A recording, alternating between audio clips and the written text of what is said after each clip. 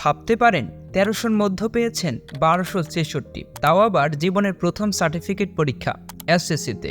আর এই অসাধ্য সাধন যিনি করেছেন তিনি আয়েশা মহিমা পুষ্পা। চলুন তাহলে জানা যাক এই আয়েশার অসম্ভবকে সম্ভব করার গল্প।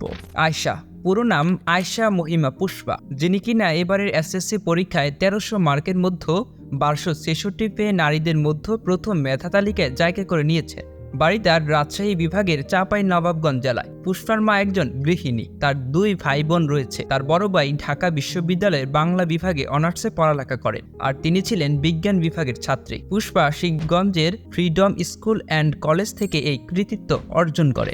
২০২৪ সালে হওয়া এসএসসি পরীক্ষায় অংশগ্রহণ করে এবার চাঁপাইনবাবগঞ্জের মেয়ে আয়েশা ১৩০০ মার্কের মধ্যে ১২৬৬ পেয়ে আলোড়ন সৃষ্টি করেছেন। এ দেখে রীতিমতো পরিবারের পাশাপাশি এলাকায় সুনামের সাথে ভাসছেন তিনি। সব গণমাধ্যমের শিরোনামে থাকায় বর্তমানে বেশ আলোচনায় রয়েছেন তিনি। আয়েশা মহিমা পুষ্পা শিবগঞ্জের সানফ্লাওয়ার কিন্ডার গার্ডেন থেকে প্রাথমিকে ট্যালেন্টফুল বৃত্তি পেয়েছেন। এমনকি সে সময় তিনি ৬০০ নম্বরের মধ্যে ৫৮৮ নম্বর পেয়ে মেধা তালিকায় উপজেলা পর্যায়ে দ্বিতীয় হন। এছাড়াও তিনি দেশের বিভিন্ন সংগঠন ও প্রতিষ্ঠান থেকে অনেক পুরস্কারে ভূষিত হন।